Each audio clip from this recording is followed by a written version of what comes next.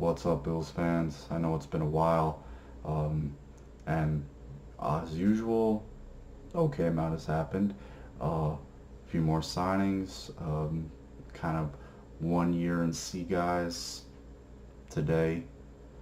Eli Harold, kind of a journeyman edge rusher type, if you will. Um, 49ers, Detroit, now the Bills. Quentin Span, the guard. Uh, it just wow, how many offensive linemen is that? Like seven free agent offensive linemen. That's pretty impressive. I was not prepared for that amount of offensive linemen. Maurice Alexander, who's an outside linebacker apparently with the Bills. He was formerly a safety with the Seattle Seahawks. Now he's a special teams reserve outside linebacker for the Bills. Has some ability, battled some injuries, and we'll see how it goes. What's old again is now new again. EJ Gaines back with the Bills. That to me that's an interesting signing because he was a guy who really played well when he was able to play with the Buffalo Bills. I mean, in 17 he was injured. We all know that. Seemingly, almost every other game he was getting helped off the field by trainers, and now he's back. But when he was on the field with the Bills, it was a it was very comforting to know he was there because the other cornerback spot was very secure opposite Trey White. He really played well, and given what the Bills had gone through this last year, the whole Vontae Davis could do a debacle. Um, Philip Gaines was a mess, and then Levi Wallace late in the year came in, settled the position down. Hats off to him, undrafted rookie, free agent, practice squad player. But EJ Gaines, Wallace is a good year under his belt. Kevin Johnson, again, there's questions, but still, I think depth there now is a lot better, and we still have the draft, and we'll talk about that in a little while. But yeah, this team, it's you just look at the offensive line. It's again, I'll just keep saying it again. We haven't even had the draft yet. Not even undrafted free agency.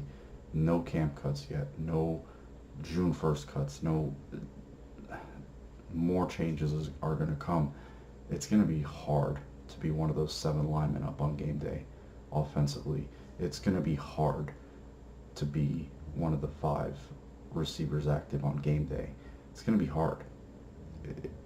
So the guys who are going to make it are really going to have to earn it. If for those of you who follow me on Instagram or I'm sorry, Twitter, I put out the pics I have of the new Bills weight room. It is a beautiful facility, absolutely amazing. Sornex, the company that contracted to do the work, absolutely amazing, top-notch work, and the place looks great. That's only snippets. It's an 18,000 square foot facility. Or I think it might be more actually. So if I'm wrong about that, please correct me. There was a rehab area that was still being installed and finished as of yesterday, and the guys are going to get to come in on Monday and see it all for the first time. And it is top shelf.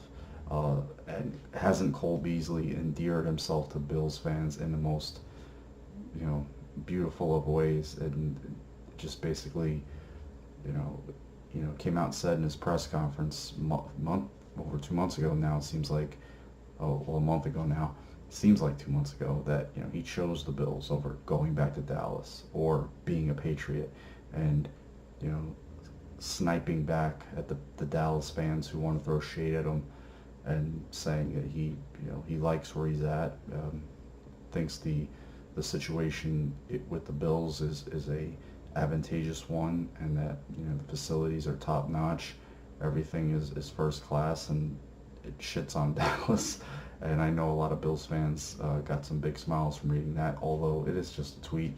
But still, for a player to be so boisterous and defend a team that seems to get still again sniped at, and just this old, very sad old misinformed narrative by some that are just haven't been to one Bills drive-in forever and a day, or just have agendas and want to continually to perpetuate this message of, and it was an article just recently as a Pro Bowl, how, you know, there's free agents who are lining up not to go to the Bills, and how they were the least desirable destination, and there was quotes about the facilities were second class and cheap and bottom rank and all this other crap, and I'm just like, where is this misguided crap coming from? I mean, even there's certain members of the media that covers the Bills who take every chance they get to send out little, you know, just digs and tweaks at the fans, you know, just because knowing they'll draw the reaction,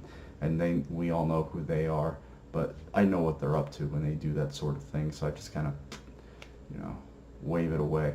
But really, really positive off season so far, although it is just the off season. There's a lot more to go, but this roster is completely different.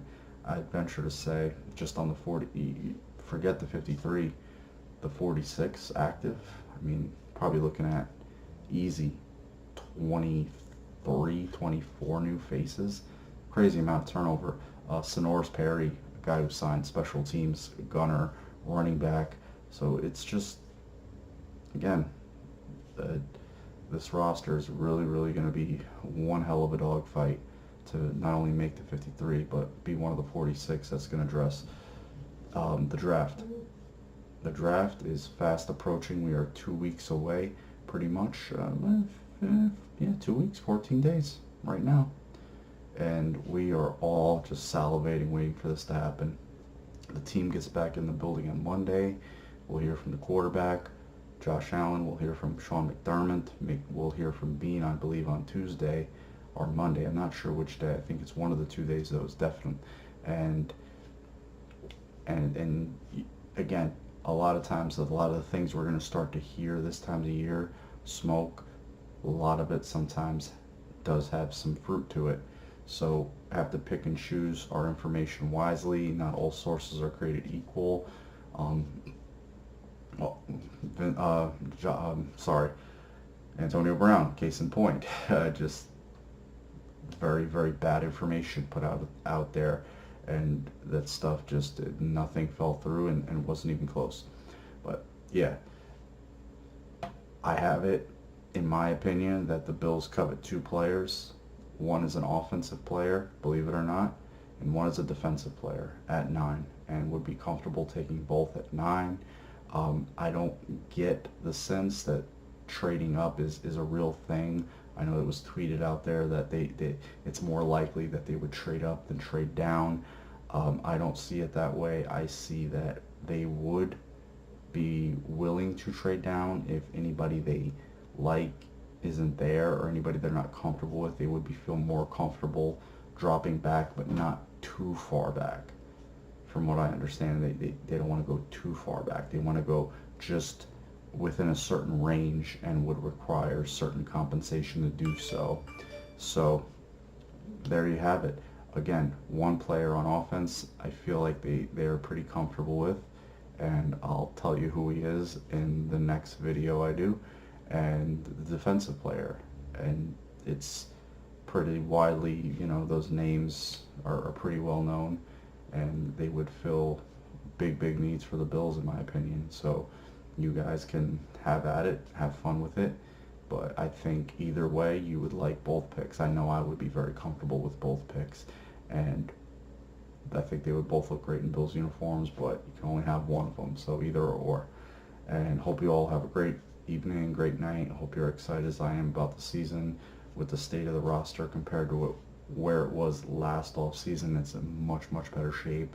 The cap is in much better shape. They could field a team right now. They don't even need the draft. They could field a competitive 46 right now as it stands.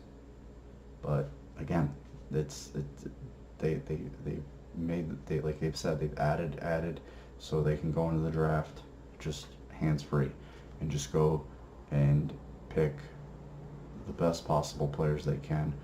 You know, if they use all 10 picks, if they use only 7 or 8 because they trade some, we'll see. it's going to be an interesting day, and or hey, maybe they end up with 11 or 12 picks. I doubt that.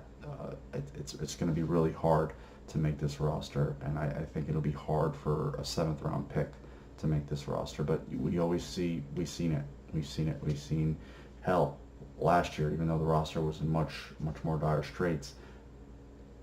I believe it was 8 undrafted free agents were playing on the Bills by season's end. The last like 3-4 weeks, 8 that were originally signed as undrafted free agents by the Bills. So that's very impressive. So if they're able to get 2 of those guys, that's a big pull. Robert Foster, Levi Wallace. If they're able to get another couple of those types, boom, beautiful. Those picks mean something too. Undrafted, 5th round down. I know there's a lot more sex appeal in the top 3 rounds, but those middle rounds are just as juicy.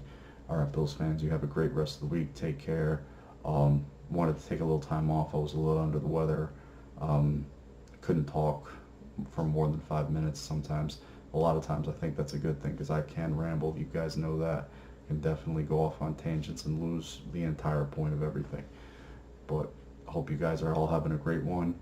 Back to full strength. I look forward to talking to you all again real soon as the draft approaches, and definitely have some fun watching it, speculating, and enjoying it together, because that's what it's about.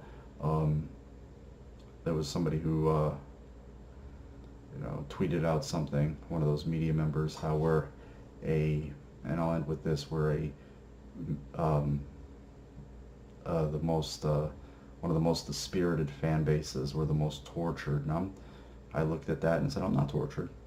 I'm not dispirited. I'm a happy Bills fan, even when I get emotional, and I get emotional because I care. We get emotional because we care, and I choose to be a Bills fan, and I'm happy for it, and I'm happy that that's the team. This is the team I root for. So that's couldn't be furthest from the truth. I can't speak for everybody else, but can definitely speak for me. Have a great one, guys. Enjoy the rest of your week. Go Bills, and hope to talk to the rest of you guys real soon.